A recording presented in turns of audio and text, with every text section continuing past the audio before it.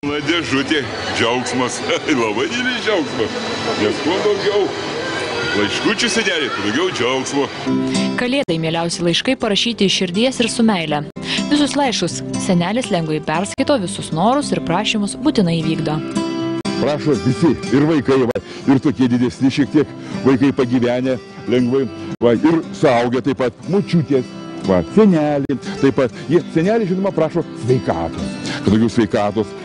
O mažesni dovanėlį, jie sveikatos turi daug, jie aktyvus, jie laksto, bėginėja ten, žinoma, jiems geriau dovanėlės. Tai ir žinoma, senelio yra išpildyti visus prašymus. Visi yra įvykdomi. Tik gali būti tai, kad truputį vėliau.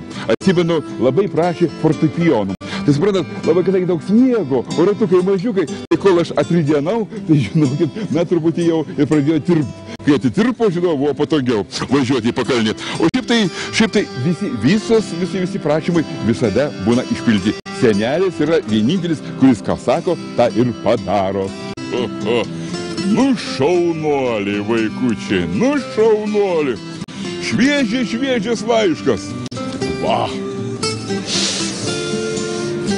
Dar garuojantis, tik parašytas.